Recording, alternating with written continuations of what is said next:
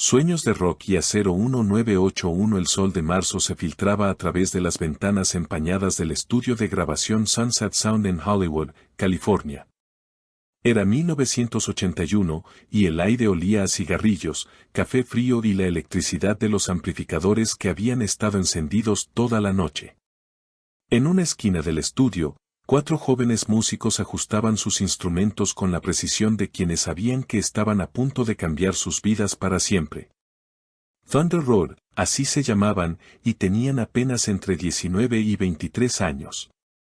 Mark Stone, el vocalista principal, tenía una voz ronca que recordaba a Bruce Springsteen pero con un edge más crudo, más desesperado.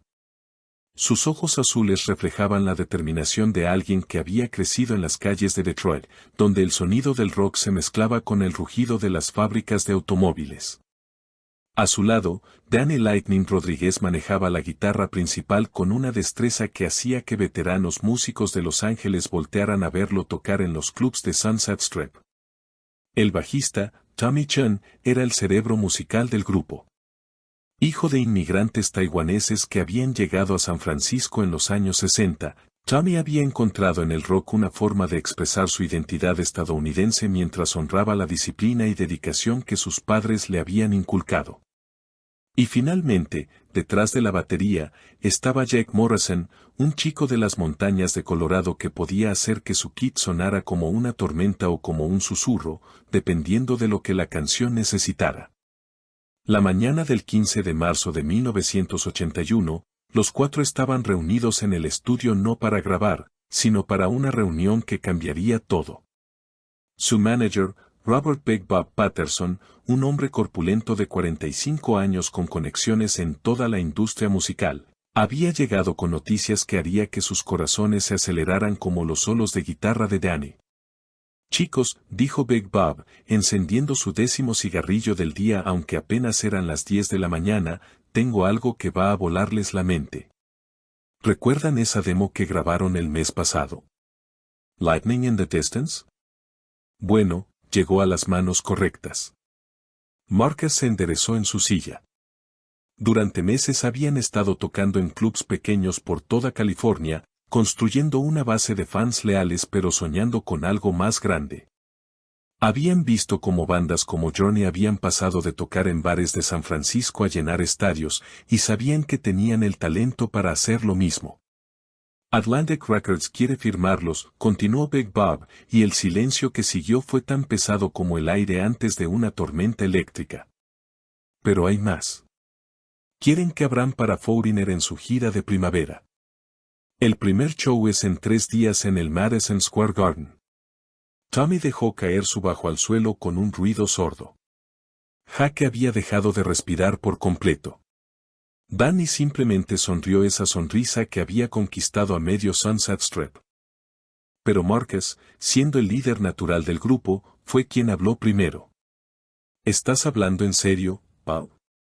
¿Madison Square Garden? En 3 días. Big Bob asintió, su cara usualmente seria mostrando una sonrisa orgullosa. He estado en esta industria por 20 años, Marcus.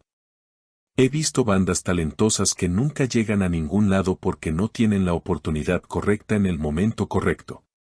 Ustedes acaban de conseguir esa oportunidad. La realidad de la situación comenzó a hundirse. En 72 horas, estarían volando a Nueva York para tocar en el venue más icónico de América, compartiendo escenario con una de las bandas más exitosas del rock de arena.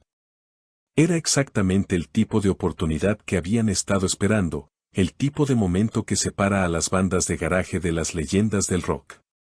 Danny fue el primero en romper el silencio. ¿Cómo llegamos allá?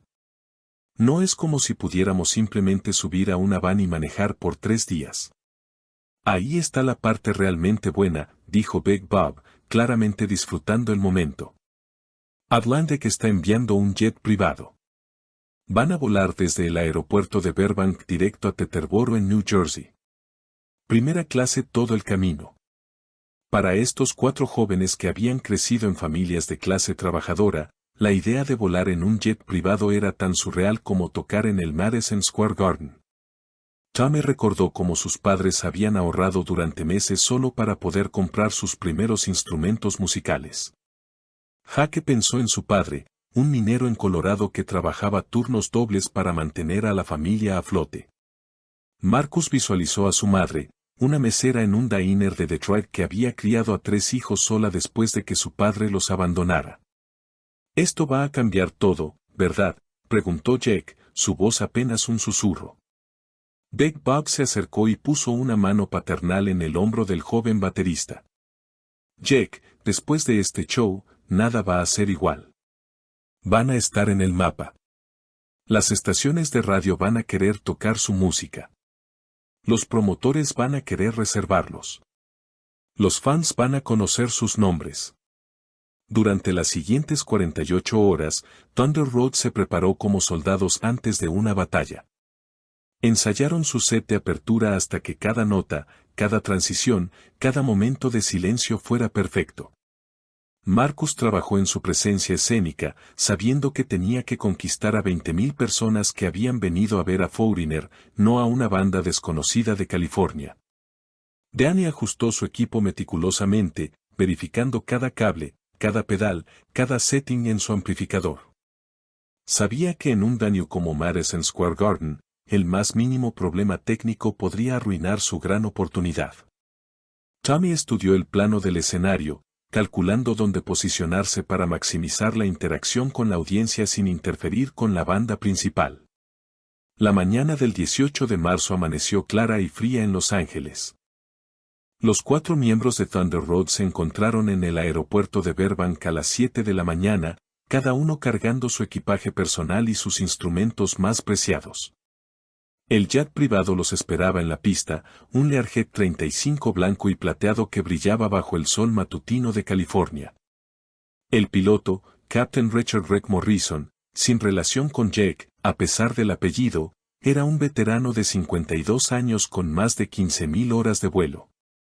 Había volado para ejecutivos corporativos, políticos y músicos durante la última década. Su copiloto, David Chen, de 29 años, era relativamente nuevo pero altamente capacitado, con todas las certificaciones necesarias para vuelos comerciales. «Buenos días, caballeros», dijo Captain Morrison mientras los jóvenes subían al avión. «Vuelo directo a Teterboro, tiempo estimado de vuelo 5 horas y 40 minutos. El clima se ve bien todo el camino». Mientras el jet se preparaba para el despegue, Marcus miró por la ventanilla hacia Los Ángeles, la ciudad que había sido su hogar durante los últimos 2 años mientras perseguían su sueño musical. Las montañas en la distancia estaban cubiertas de una ligera bruma, y el tráfico de la mañana ya comenzaba a formar las líneas familiares en las autopistas. «No puedo creer que esto esté realmente pasando», murmuró Tommy, ajustándose el cinturón de seguridad. A las 8:17 de la mañana, Pacific Standard Time, el Learjet 35 despegó de la pista 8 del aeropuerto de Burbank. La torre de control registró el vuelo como normal, y el plan de vuelo indicaba una ruta directa sobre Nevada, Utah, Colorado, Kansas, Missouri, Illinois, Indiana, Ohio, Pennsylvania y finalmente New Jersey. Durante las primeras 2 horas del vuelo, todo transcurrió perfectamente.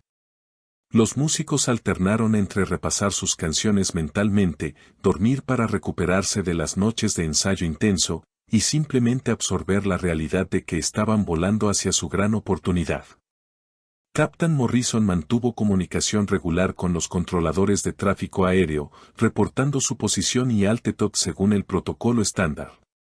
Pero a las 10:33 de la mañana, Pacific Standard Time, mientras volaban sobre el territorio de Colorado a 35,000 pies de altura, algo cambió. La última comunicación de radio del Captain Morrison fue breve y rutinaria. «Denver Center, Learjet 779 Alfa Romeo, Flight Level 350, Estimating Grand Junction at 1105». Esa fue la última vez que alguien escuchó de Thunder Road. Cuando el cielo se vuelve silencio a las 11:15 de la mañana, Mountain Standard Time, el controlador de tráfico aéreo en Denver Center intentó contactar al Learjet 779 Alfa Romeo para una rutinaria actualización de posición. Learjet 779 Alfa Romeo, Denver Center, Radio Shack. Silencio. Intentó de nuevo. Learjet 779 Alfa Romeo, Denver Center, please respond. Nada.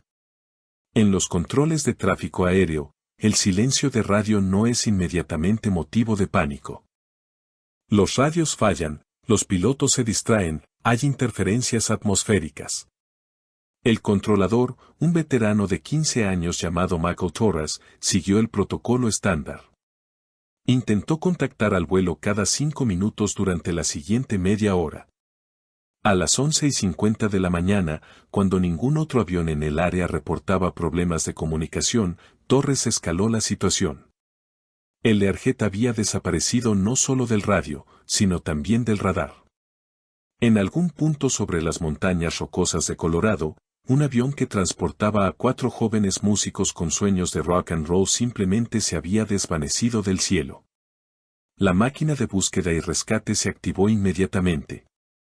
El Civil Air Patrol, una organización auxiliar de la Fuerza Aérea de los Estados Unidos, desplegó equipos en Colorado, Utah y Wyoming.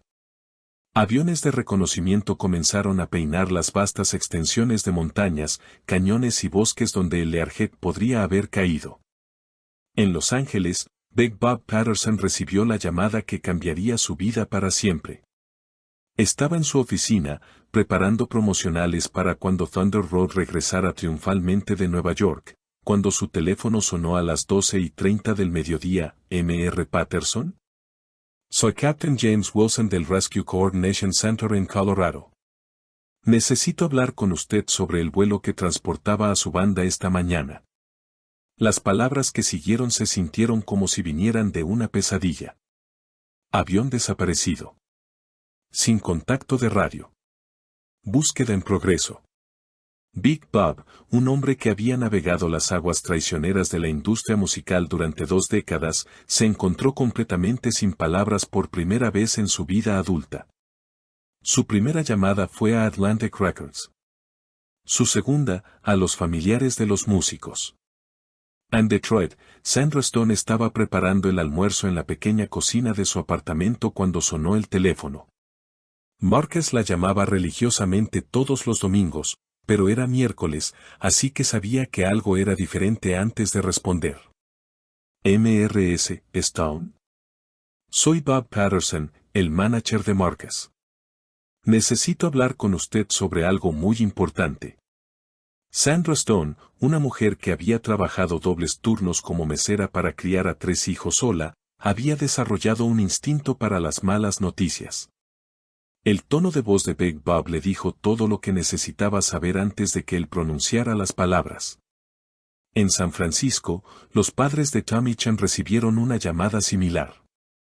David y Maria Chan habían emigrado de Taiwán en 1960 con nada más que esperanza y determinación. Habían construido una pequeña pero próspera lavandería en Chinatown, trabajando 7 días a la semana para darle a su hijo oportunidades que ellos nunca habían tenido. La noticia de que Tommy había desaparecido los devastó de una manera que ni siquiera las dificultades de emigrar a un país extranjero habían logrado. En las montañas de Colorado, Robert Morrison, el padre de Jake, recibió la noticia mientras se preparaba para su turno en la mina. Era un hombre curtido por años de trabajo duro en las montañas, pero cuando colgó el teléfono, se sentó en su silla de cocina y lloró por primera vez desde que su propio padre había muerto 10 años antes. La familia de Danny Rodriguez en East Los Angeles se enteró a través de su hermana mayor, Rosa, quien trabajaba como secretaria en una escuela secundaria local. Rosa había sido como una segunda madre para Danny después de que sus padres murieran en un accidente automovilístico cuando él tenía 16 años. Había sido ella quien había apoyado su sueño musical, quien había trabajado horas extra para ayudarlo a comprar su primera guitarra eléctrica. Durante los primeros 3 días, las familias se aferraron a la esperanza. Los aviones pueden hacer aterrizajes de emergencia. Los radios fallan. En las vastas extensiones de las montañas rocosas, es posible sobrevivir si tienes suerte y conocimiento. Tal vez los chicos estaban en algún lugar, esperando rescate, conservando energía, manteniéndose calientes.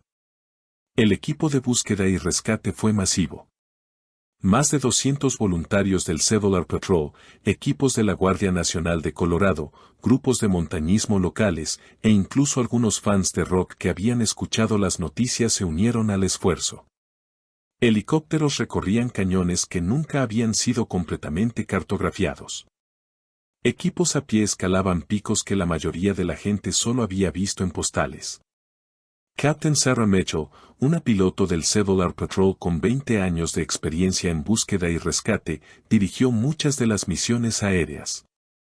Había participado en docenas de búsquedas en las montañas de Colorado y sabía lo brutal que podía ser el terreno. Los aviones pequeños que se estrellaban en estas montañas a menudo no eran encontrados durante años, si es que se encontraban. El problema, explicó Captain Mitchell a los medios de comunicación que habían comenzado a cubrir la historia, es que un Learjet 35 no es mucho más grande que algunos de los árboles por ahí. Si cayó en un bosque denso, o en uno de los cañones más profundos, podría estar perfectamente camuflado desde el aire. Mientras la búsqueda continuaba, la historia comenzó a capturar la atención nacional. Thunder Road no era todavía una banda famosa, pero su historia tenía todos los elementos que los medios de comunicación necesitaban: jóvenes músicos talentosos, sueños de rock and roll, un vuelo misterioso, y familias desesperadas buscando respuestas. MTV, que había comenzado a transmitir apenas unos meses antes, dedicó un segmento especial a la historia. Rolling Stone publicó un artículo sobre la banda perdida del rock americano. Los DJs de radio de rock por todo el país comenzaron a tocar la demo de Lightning in the Distance, la única grabación profesional que Thunder Road había hecho. La canción se convirtió en un éxito póstumo. La ironía era desgarradora: Thunder Road finalmente estaba recibiendo la atención nacional que habían soñado, pero por las razones equivocadas. Las estaciones de radio la introducían diciendo: esta es Lightning in the Distance, de Thunder Road, la banda que desapareció misteriosamente la semana pasada mientras volaba hacia su gran oportunidad. Después de 2 semanas de búsqueda intensiva, las operaciones oficiales se redujeron significativamente. El terreno había sido cubierto múltiples veces. Se habían seguido docenas de pistas falsas. Senderistas reportaban haber visto restos de metal que resultaban ser equipos de minería abandonados o chatarra natural. Los cazadores afirmaban haber escuchado gritos de auxilio que resultaban ser ecos del viento en los cañones. Big Bob Patterson estableció un fondo de recompensa de $50,000 para cualquier información que llevara al descubrimiento del avión. Las familias hipotecaron sus casas, vendieron sus posesiones más preciadas, hicieron todo lo que pudieron para mantener la búsqueda viva. Pero las montañas rocosas son vastas e implacables. Con más de 3,000 millas cuadradas de terreno accidentado solo en Colorado, y considerando que nadie sabía exactamente dónde había perdido contacto el avión, la búsqueda se parecía más a buscar una aguja en un pajar del tamaño de un estado. 6 meses después del desaparecimiento, la Administración Federal de Aviación cerró oficialmente la investigación. La determinación oficial fue causa desconocida, avión y ocupantes presumidos perdidos. Para las autoridades, era un caso cerrado. Para las familias, era apenas el comienzo de una agonía que duraría décadas. Sandra Stone nunca dejó de esperar. Cada vez que sonaba el teléfono en su apartamento de Detroit, una parte de ella esperaba que fuera Marcus, llamando para explicar dónde había estado todos estos meses. Mantuvo su habitación exactamente como él la había dejado: pósters de Led Zeppelin y The Who en las paredes, su guitarra acústica en la esquina, la cama perfectamente hecha. David y Moriarty cerraron su lavandería por una semana después de recibir las noticias, la primera vez en 20 años que habían cerrado el negocio por algo que no fuera una emergencia médica.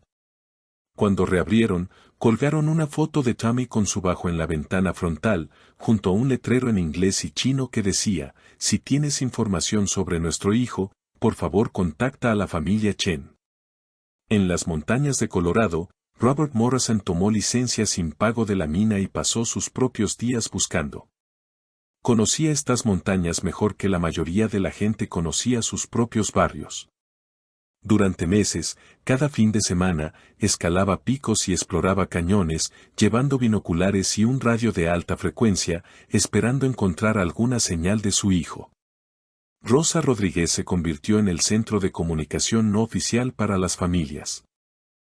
Su apartamento en East Los Angeles se llenó de mapas de Colorado, reportes meteorológicos de marzo de 1981 y transcripciones de todas las comunicaciones de radio del día que desapareció el avión. Había dejado su trabajo en la escuela para dedicarse tiempo completo a buscar a su hermano menor. La música de Thunder Road comenzó a desarrollar un seguimiento de culto. Lightning in the Distance se convirtió en una canción que los DJS tocaban tarde en la noche, cuando las ondas de radio se sentían más íntimas y melancólicas. Los fans escribían cartas a las estaciones de radio, preguntando si había alguna otra música de la banda perdida. Big Bob Patterson, devastado por la pérdida de la banda en la que había puesto todas sus esperanzas profesionales y personales, eventualmente encontró algunas grabaciones de ensayo en el estudio. Las masterizó y las lanzó como un EP llamado Thunder Road, The Lost Sessions. Todas las ganancias fueron directamente a las familias. Pero mientras los años pasaban, la historia de Thunder Road comenzó a desvanecerse de la conciencia pública. Nuevas bandas emergieron. Nuevas tragedias capturaron la atención de los medios.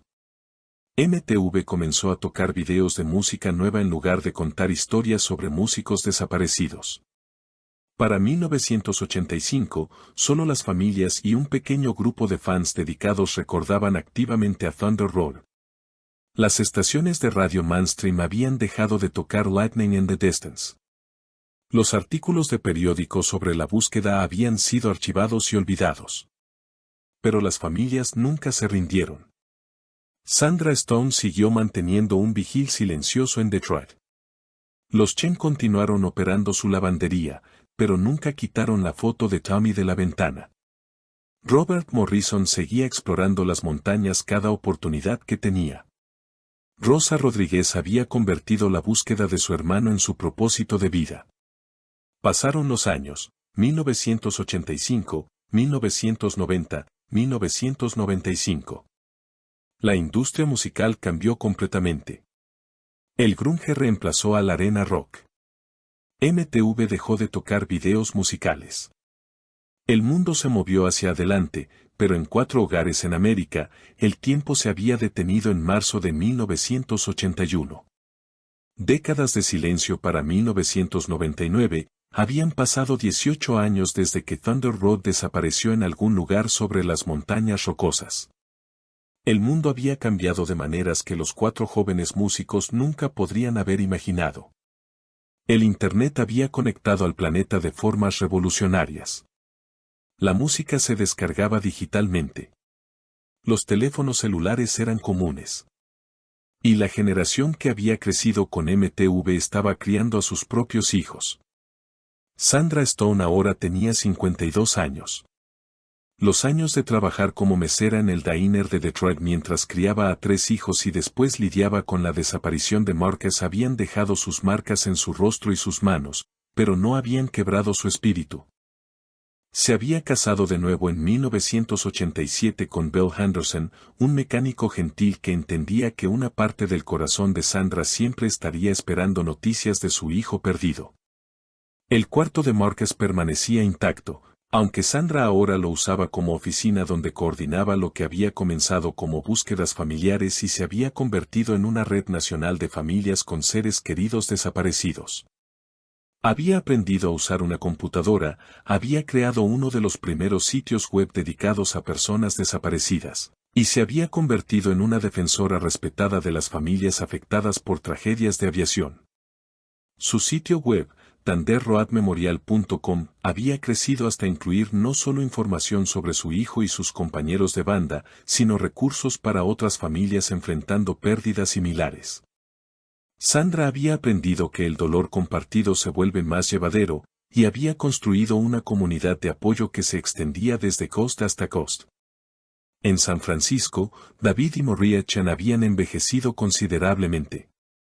David ahora tenía 73 años y María 71, pero seguían operando su lavandería en Chinatown, aunque habían reducido sus horas.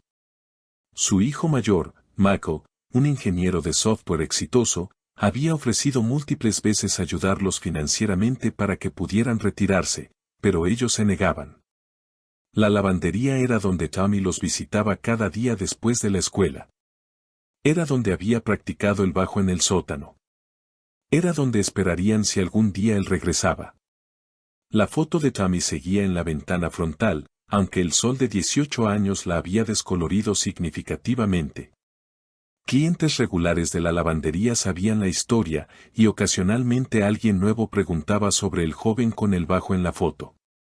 David y María siempre contaban la historia completa, en su inglés cuidadoso mezclado con palabras en mandarín cuando las emociones se volvían demasiado intensas. En Colorado, Robert Morrison había jubilado de la mina en 1995, pero nunca había dejado de buscar. Ahora con 59 años, tenía más tiempo para sus expediciones a las montañas, aunque su cuerpo ya no podía manejar las caminatas más difíciles.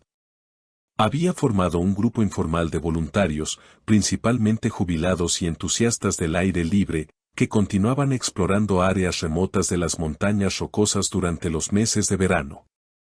Su sótano se había convertido en un centro de comando improvisado, con mapas topográficos que cubrían las paredes, marcados con diferentes colores para indicar áreas que habían sido buscadas, áreas que necesitaban más exploración, y puntos donde otros buscadores habían reportado avistamientos no confirmados. Robert había gastado todos sus ahorros de jubilación en equipos de búsqueda, detectores de metal de grado militar, radios de largo alcance, equipos de escalada especializados. Su esposa, Marta, había muerto de cáncer en 1992, y muchos vecinos pensaban que Robert se estaba aferrando a la búsqueda de Jake como una forma de evitar procesar su propia pérdida. Pero Robert sabía la diferencia. Marta había tenido un funeral. Había tenido una oportunidad de decir adiós. Jake simplemente había desaparecido, y sin un cuerpo, sin respuestas, sin cierre, Robert no podía parar de buscar. En East Los Angeles, Rosa Rodríguez se había convertido en algo así como una celebridad local. Su búsqueda incansable de Danny había sido presentada en el Los Angeles Times, en varios programas de televisión local, y en una serie de documentales sobre familias afectadas por tragedias de aviación. Había escrito un libro llamado Waiting for Thunder que había sido publicado por una pequeña editorial en 1995. Rosa nunca se había casado, nunca había tenido hijos propios. Su vida entera giraba alrededor de mantener viva la memoria de Danny y continuar la búsqueda de respuestas. Había aprendido español básico para poder comunicarse con controladores de tráfico aéreo mexicanos. Había tomado cursos de meteorología para entender mejor las condiciones de vuelo de marzo de 1981, y había estudiado patrones de búsqueda y rescate. Su apartamento era un museo no oficial de Thunder Road. Tenía todas las grabaciones que existían de la banda, incluyendo grabaciones de ensayo de mala calidad que había conseguido de otros músicos que habían compartido estudios con ellos. Tenía fotos, artículos de periódicos, transcripciones de entrevistas de radio y correspondencia con oficiales federales de aviación. Pero tal vez lo más notable de Rosa era su red de contactos. Durante 18 años, había mantenido relaciones con reporteros, investigadores privados, pilotos comerciales, especialistas en búsqueda y rescate, y otras familias de víctimas de accidentes de aviación. Había creado una red de información que se extendía por todo el oeste de Estados Unidos.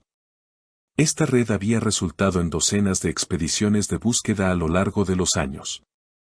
Cada vez que un senderista reportaba haber visto algo metálico en las montañas, cada vez que las condiciones climáticas revelaban algo nuevo después de las nevadas del invierno, cada vez que nuevas tecnologías ofrecían posibilidades de búsqueda que antes no existían, Rosa organizaba o financiaba expediciones de investigación.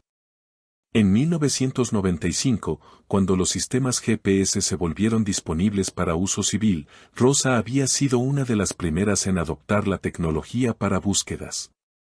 Había coordinado expediciones que usaban GPS para mapear sistemáticamente áreas que habían sido buscadas previamente solo con brújulas y mapas en papel.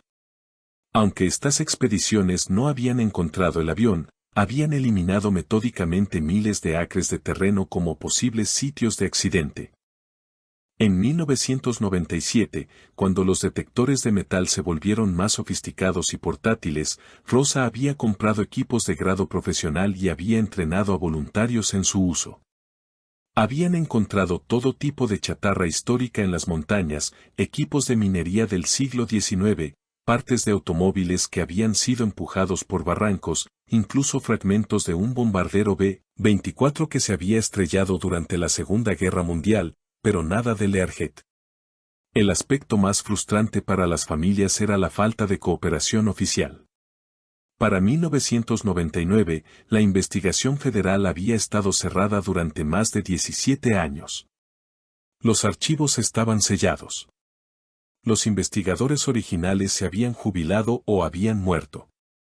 Las nuevas administraciones en la FAA no tenían interés en reabrir un caso tan viejo. Sandra Stone había gastado miles de dólares en abogados, tratando de obtener acceso a los archivos completos de la investigación. Había presentado solicitudes bajo el Freedom of Information Act, había cabildado con representantes del Congreso, había testificado ante comités gubernamentales sobre reformas de seguridad de aviación. Pero las agencias federales mantenían que toda la información disponible ya había sido hecha pública y que reabrir la investigación sería una pérdida de recursos que podrían ser mejor utilizados en casos actuales. Esta falta de cooperación oficial había forzado a las familias a volverse increíblemente resourceful e independientes. Habían aprendido a interpretar reportes meteorológicos históricos, a entender patrones de viento de montaña, a analizar rutas de vuelo y protocolos de comunicación de radio. En muchos sentidos, se habían convertido en expertos en investigación de accidentes de aviación por necesidad. Pero mientras se acercaba el año 2000, las familias se enfrentaban a una realidad inevitable, estaban envejeciendo. David y Maria Chan estaban en sus años 70. Robert Morrison estaba desarrollando artritis que hacía sus expediciones de montaña más difíciles cada año.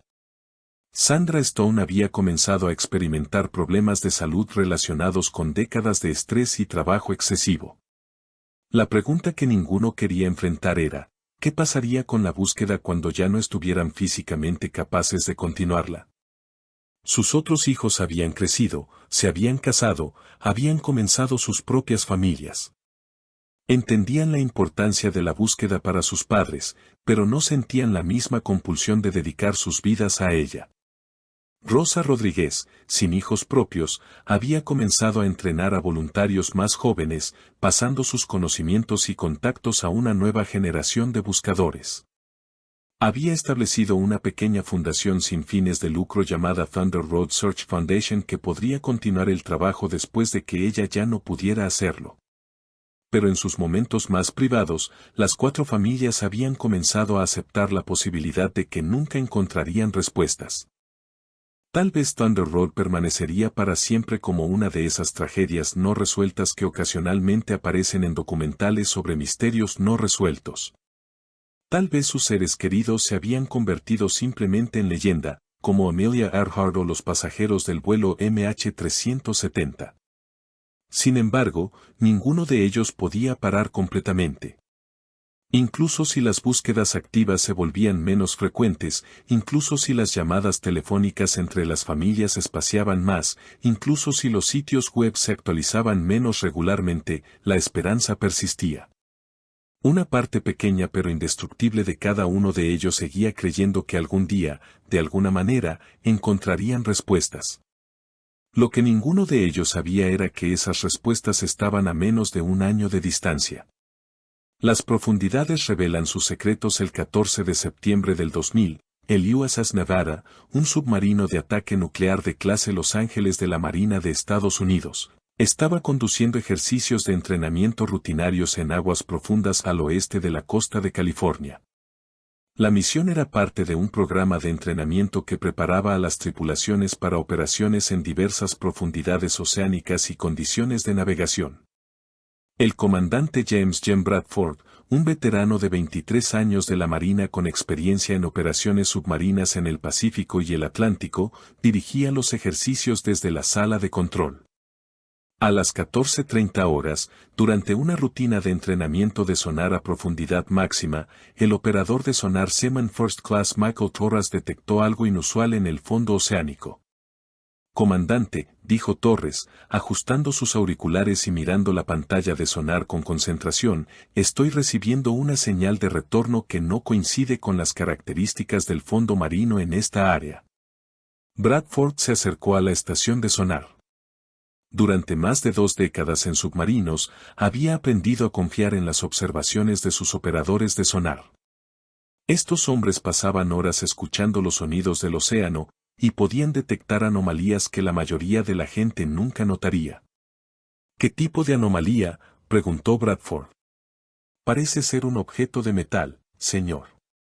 Forma angular, aproximadamente 50 pies de largo, descansando en un saliente rocoso a 2.847 metros de profundidad. La asignatura de sonar sugiere aluminio o una aleación similar». Bradford frunció el ceño. Esta área del Pacífico había sido mapeada múltiples veces por la Marina y por embarcaciones de investigación oceanográfica. No debería haber restos de naufragios conocidos, y ciertamente no debería haber objetos artificiales a esa profundidad. «¿Podría ser un submarino?», preguntó Bradford. Torres negó con la cabeza. «No, señor. La forma es completamente diferente. Bueno, señor, se parece más a un avión pequeño que a cualquier embarcación». La palabra avión hizo que Bradford se detuviera. Sabía que ocasionalmente aviones militares o civiles se estrellaban en el océano, pero generalmente cerca de las costas o en rutas de vuelo comerciales conocidas. Esta área estaba a más de 200 millas de la costa, en aguas profundas que raramente veían tráfico aéreo civil. «Preparen el ROV», ordenó Bradford, refiriéndose al Remote Operated Vehicle del submarino, un robot subacuático equipado con cámaras de alta definición y brazos manipuladores. «Vamos a echar un vistazo más de cerca». Durante los siguientes 45 minutos, la tripulación del USS Nevada preparó y desplegó el ROV, un proceso complejo que requería coordinación precisa entre múltiples departamentos del submarino.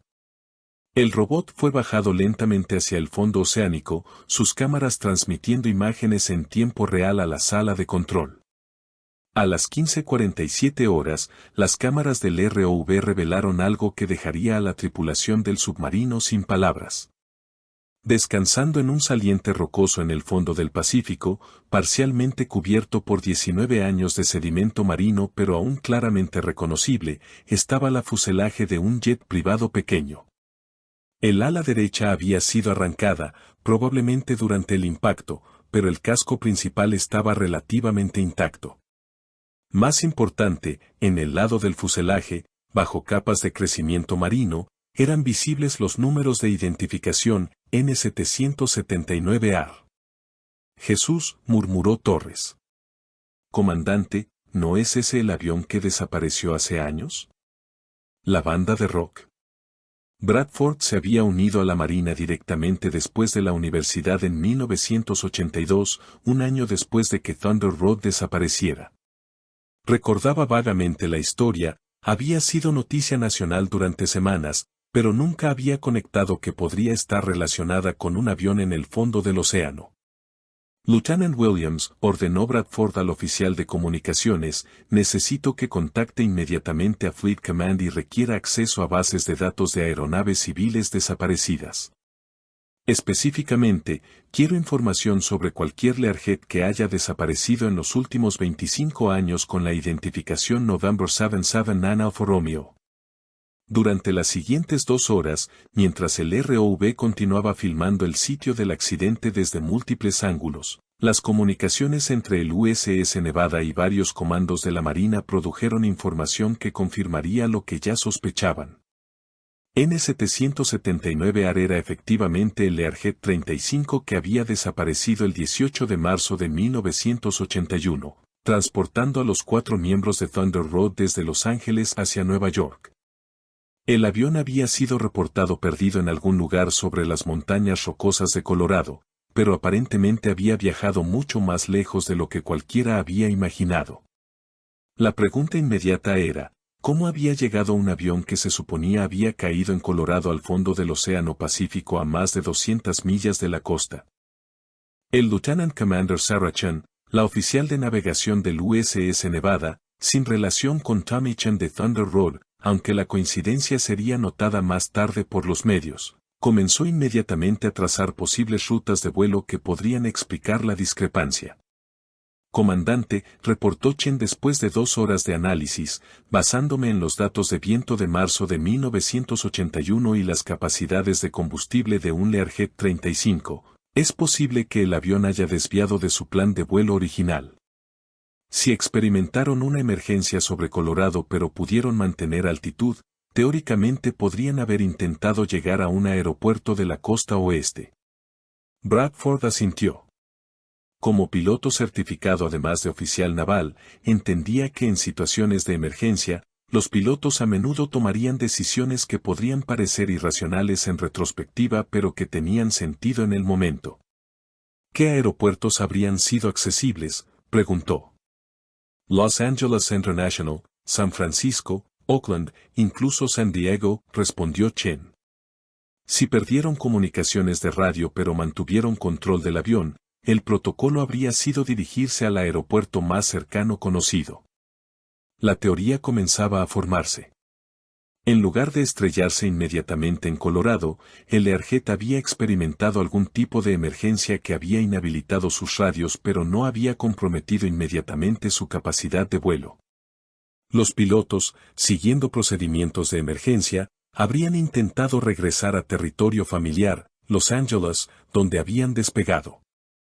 Pero algo había salido mal durante ese vuelo de emergencia. Tal vez se habían quedado sin combustible. Tal vez el problema mecánico original había empeorado. Tal vez habían perdido control del avión sobre el océano mientras intentaban acercarse a la costa. Sin embargo, determinar exactamente qué había pasado requeriría una investigación mucho más extensa de la que el USS Nevada podía proporcionar. El Aurora había documentado el sitio del accidente, pero recuperar el avión y cualquier evidencia que pudiera contener requeriría una operación especializada de salvamento en aguas profundas. Bradford tomó la decisión de clasificar inmediatamente el descubrimiento como confidencial hasta que pudiera ser transferido a las autoridades apropiadas. La última cosa que quería era que la noticia se filtrara a los medios antes de que las familias fueran notificadas oficialmente. A las 18:30 horas del 14 de septiembre, Fleet Command había coordinado con la Guardia Costera de Estados Unidos, la Administración Federal de Aviación, y la Junta Nacional de Seguridad en el Transporte para comenzar los protocolos de notificación familiar y preparar una operación de recuperación. La primera familia en ser contactada fue Sandra Stone en Detroit. Recibió la llamada a las 20:15 horas, Eastern Time, del capitán Robert Hess de la Guardia Costera. Mrs. Stone, soy el capitán Hayes de la Guardia Costera de Estados Unidos. Estoy llamando para informarle que creemos haber localizado los restos del avión en el que viajaba su hijo Marcus en marzo de 1981. Sandra había recibido docenas de llamadas similares a lo largo de 19 años, senderistas que pensaban haber visto algo, investigadores privados que querían vender sus servicios. Incluso personas bien intencionadas pero mal informadas que reportaban avistamientos que resultaban ser falsos. Pero algo en el tono formal y oficial del capitán Hayes le dijo que esta llamada era diferente. ¿Dónde? Fue lo único que pudo preguntar.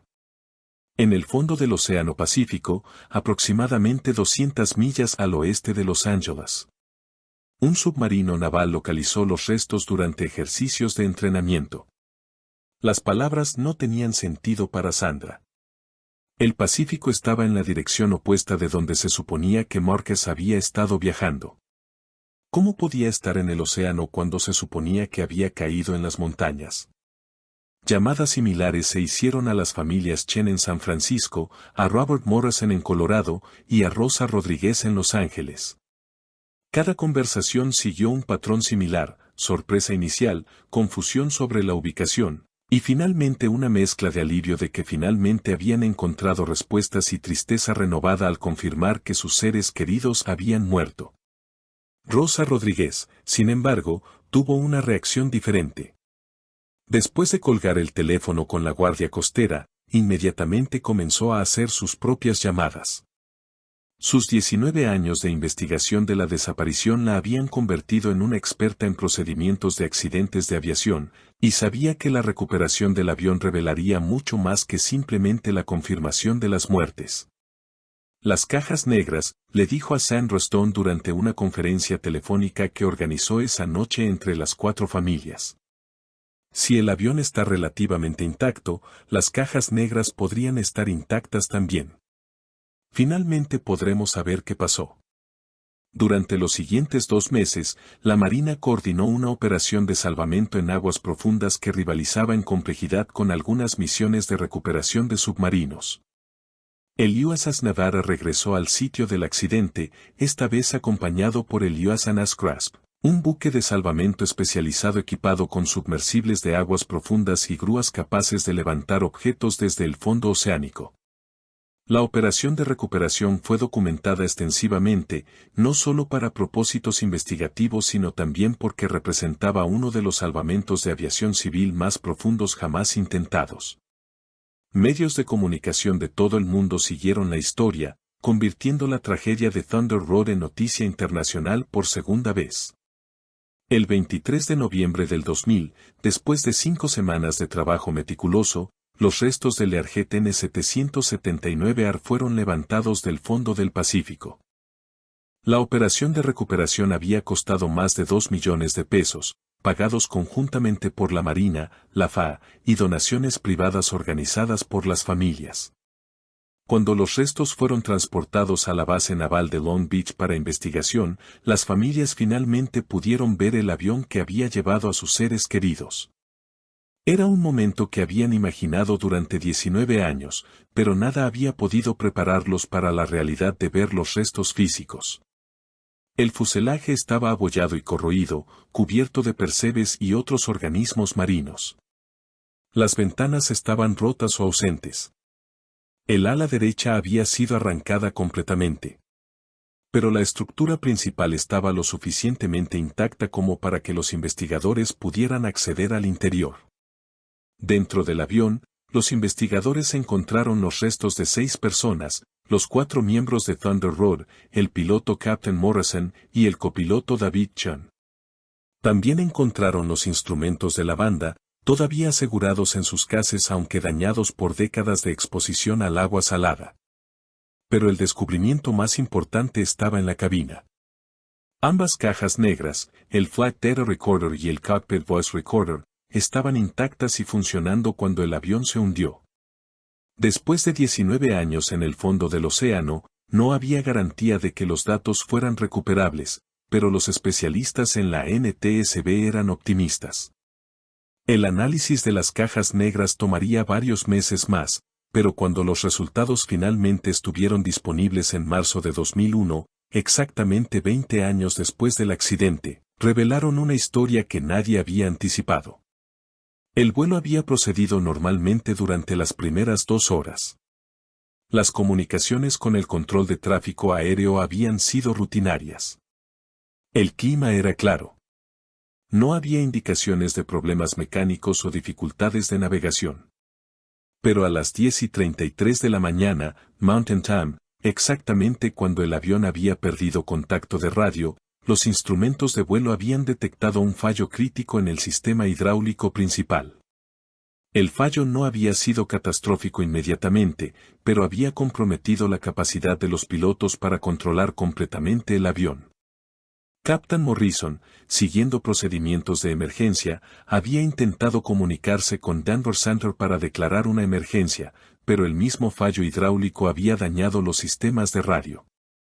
El avión era Belleville, pero los pilotos no podían comunicarse con el exterior ni seguir su plan de vuelo original hacia Nueva York. La decisión que había tomado Captain Morrison era consistente con sus años de entrenamiento y experiencia, con el avión parcialmente controlable pero sin comunicaciones, había decidido regresar a Los Ángeles, El aeropuerto más familiar para él y la base de operaciones de la banda. Durante los siguientes 2 horas, Captain Morrison y el copiloto Chen habían volado hacia el oeste, luchando con controles cada vez más no responsivos mientras intentaban mantener altitud suficiente para llegar a la costa de California. Los pasajeros, los miembros de Thunder Road, habían estado conscientes de la emergencia pero aparentemente habían mantenido la calma, confiando en la experiencia de sus pilotos. El final había llegado aproximadamente a 200 millas de la costa. El sistema hidráulico había fallado completamente, dejando el avión en caída libre desde 20.000 pies. Captain Morrison había tenido apenas minutos para intentar un aterrizaje de emergencia en el océano, pero las condiciones del mar y la velocidad del descenso habían hecho la supervivencia imposible. Las grabaciones de la cabina revelaron que Captain Morrison había transmitido un mayday final en frecuencias de emergencia durante los últimos minutos del vuelo, pero sin equipos de radio funcionando, la transmisión nunca había llegado a ninguna estación de control. Los últimos minutos de la grabación eran desgarradores para las familias escuchar. Los miembros de Thunder Road habían usado sus últimos momentos para grabar mensajes para sus familias en una pequeña grabadora de cassette portátil que Marcus llevaba. Estas grabaciones finales, aunque dañadas por el agua, fueron parcialmente recuperables y proporcionaron a las familias el cierre que habían buscado durante 2 décadas. Marcus había grabado un mensaje para su madre: «Mamá, si estás escuchando esto, significa que algo salió mal. Quiero que sepas que te amo, y que todos mis sueños musicales valieron la pena porque me diste el valor para perseguirlos». Tommy había dejado un mensaje en mandarín para sus padres, agradeciéndoles por todos los sacrificios que habían hecho para darle oportunidades en América.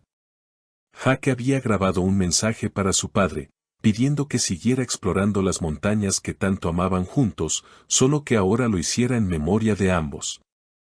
Danny había dedicado su mensaje final a Rosa, agradeciendo que siempre había creído en su música incluso cuando nadie más lo hacía. El misterio de Thunder Road había sido finalmente resuelto, pero la resolución trajo tanto tristeza como alivio.